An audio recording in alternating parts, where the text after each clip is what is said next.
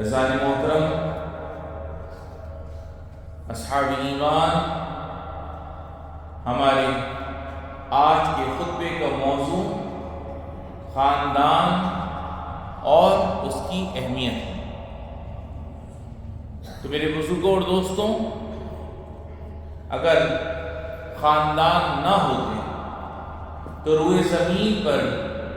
کسی انسان کا وجود تک نہ ہوتا، نہ لوگ رب رحمان کی عبادت سے سرفراز ہوتے، نہ ہی شہروں اور ملکوں کی تعمیر و ترقی ظہور پذیر ہوتی۔ تو یہ سب کچھ ہمیں یہ سمجھانے کے لیے ہے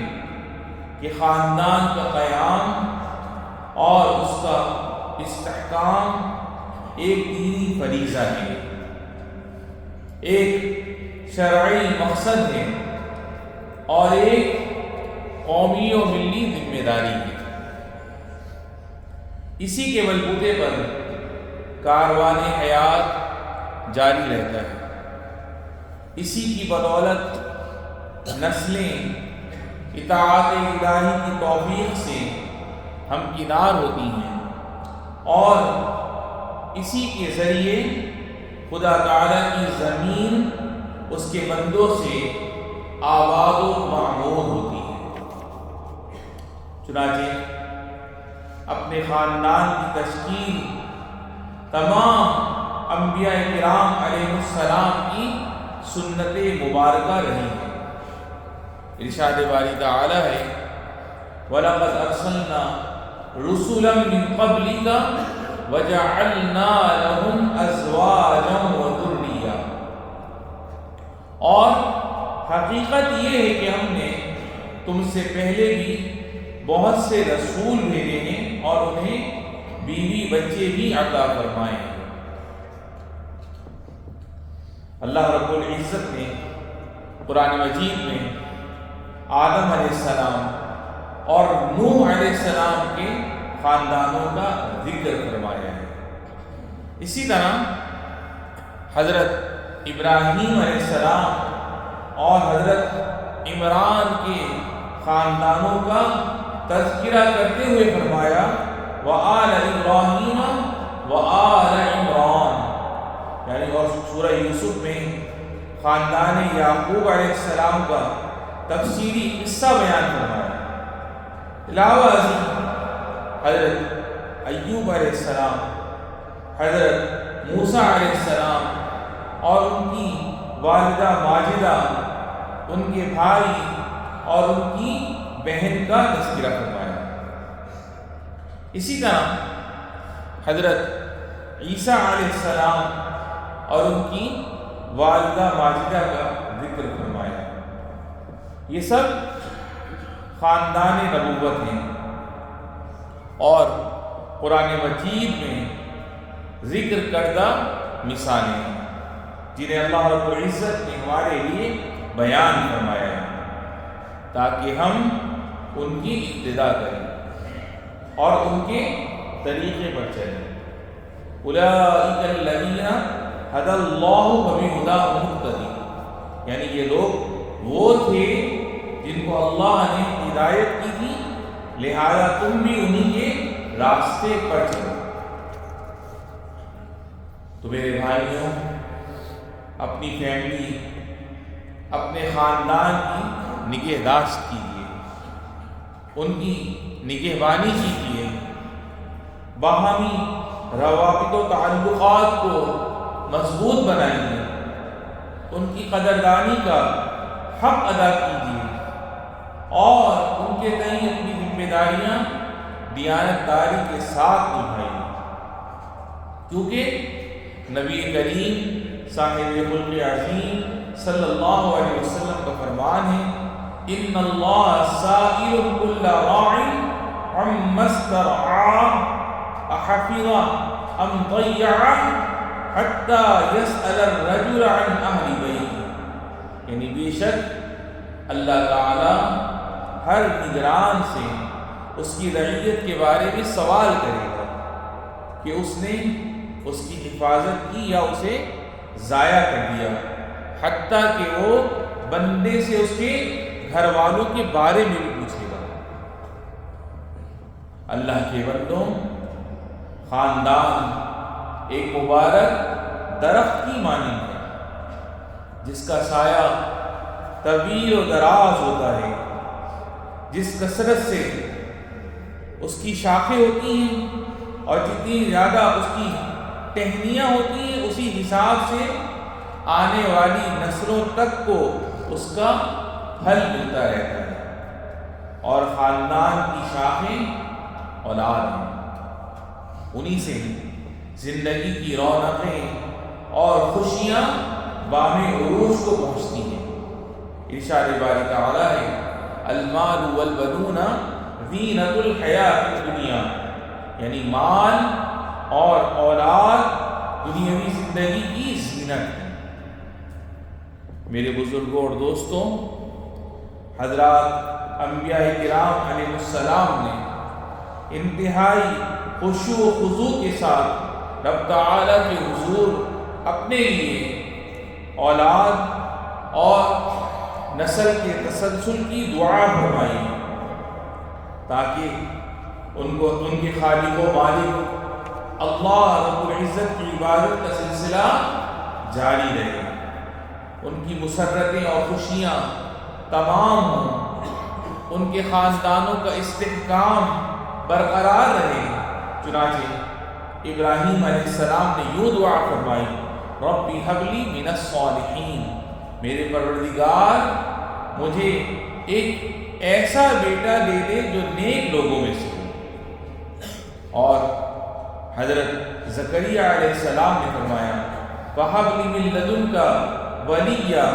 يَرِثُنِي وَيَرِثُ مِنْ آلِ یعقوب، لہٰذا آپ خاص اپنے پاس سے مجھے ایک ایسا وارث عطا کر دیجیے جو میرا بھی وارث ہو اور یعقوب کی اولاد سے بھی میراث پائے۔ میرے بھائیوں، کثرت اولاد کی اہمیت کے پیش نظر نبی کریم صلی اللہ علیہ وسلم نے ہمیں اس کی ترغیب دی۔ آپ علیہ السلام کا ارشاد ہے، تزوج الودود الولود، یعنی خوب محبت کرنے والی اور زیادہ بچے جننے والی عورت سے شادی کرو۔ تو اللہ کے بندوں، کس چیز نے آپ کو اولاد کی کثرت سے روک رکھا ہے؟ کیا آپ کو رزق کی تنگی کا خوف لائے ہیں، یا ان کے اخراجات آپ کو بھاری محسوس ہوتے ہیں؟ کیا آپ یہ نہیں جانتے کہ اولاد کا وجود تو سراپا برکت ہے؟ جسے اولاد سے نوازا جاتا ہے اسے رزق بھی عطا کیا جاتا ہے، اور جو بچہ بھی پیدا ہوتا ہے اس کے ساتھ اس کا رزق بھی پیدا کر دیا جاتا ہے۔ تو جو اس بات کو سمجھنا چاہے وہ سمجھ ہی لیتا ہے، اور جو اس سے لا علم رہنا چاہے تو جہالت ہی اس کا مقدر بنتی ہے۔ ارشاد باری تعالیٰ ہے، وَمَنْ أَصْدَقُ مِنَ اللَّهِ قِيلًا، اور اللہ سے زیادہ بات کا سچا کون ہو سکتا ہے؟ ایک دوسرے مقام پہ فرمایا، نَحْنُ نَرْزُقُهُمْ وَإِيَّاكُمْ، ہم انہیں بھی رزق دیتے ہیں اور تمہیں بھی۔ میرے بزرگوں اور دوستوں، اپنے آباء و اجداد کی طرف ایک نظر دوڑائیں اور دیکھیے کہ کیسے انہوں نے اپنی محدود ذرائع آمدنی اور تلخ ایام زندگی کے باوجود اپنے رب پر توکل کیا، اپنے رازق و مالک سے حسن ظن رکھا، اپنی نسل و ذریت کو کثرت سے بڑھایا، تو اللہ رب العزت نے ان کی اولادوں کو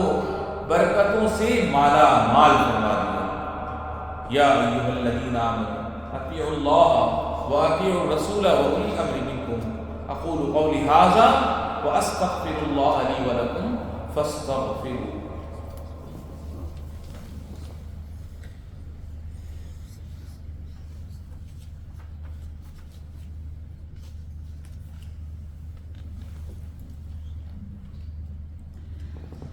الحمد للہ وحدہ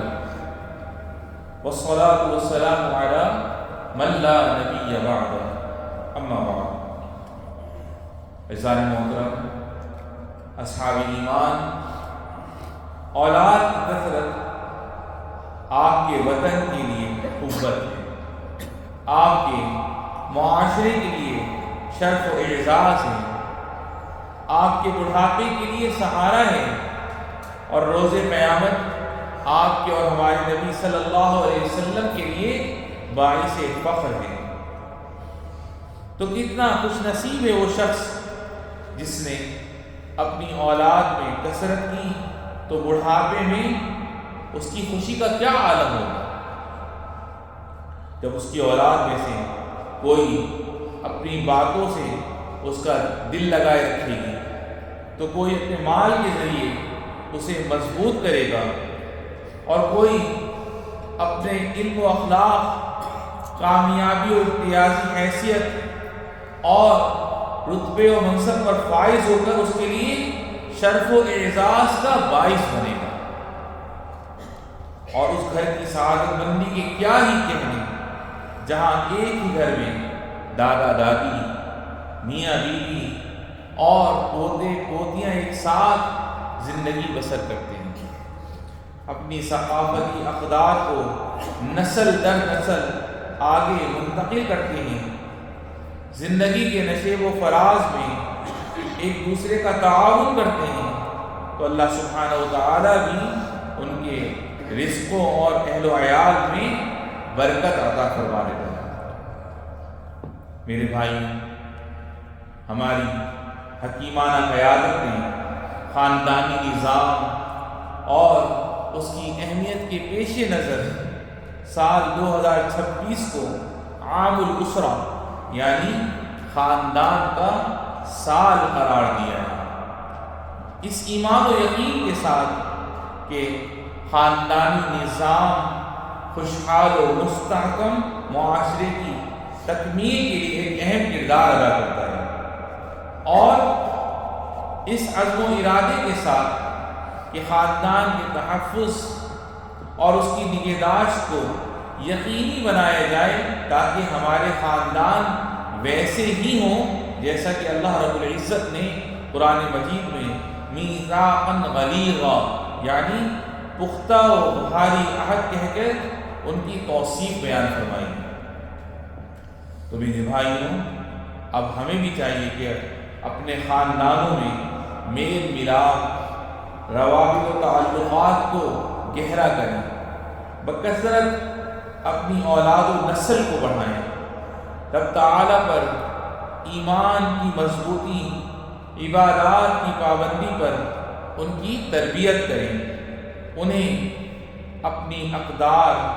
حسن اخلاق اور اپنی اصل پہچان سے وابستہ رہنا سکھائیں، ان میں وطن سے محبت، اس کی خدمت، اس کی قیادت کی اطاعت اور وطن کے لیے اپنی ذمہ داری کا جذبہ و شعور راسخ کریں، تاکہ وہ تعمیر و ترقی اور خدمت و عطا کے اس خوبصورت سفر کو جاری و ساری رکھیں۔ اللہ رب العزت ہمیں ان باتوں پر عمل کرنے کی توفیق عطا فرمائے، ہمارے تمام گناہوں کو معاف فرما، ہمیں، ہمارے والدین، بہن بھائی، بیوی بچوں کو صحت و سلامتی اور عافیت والی زندگی نصیب فرما، اور جن کے والدین اور بہن بھائیوں میں جو بھی تیری بارگاہ میں چلے گئے رب العالمین، ان سب کی بے حساب بخشش و مغفرت فرما۔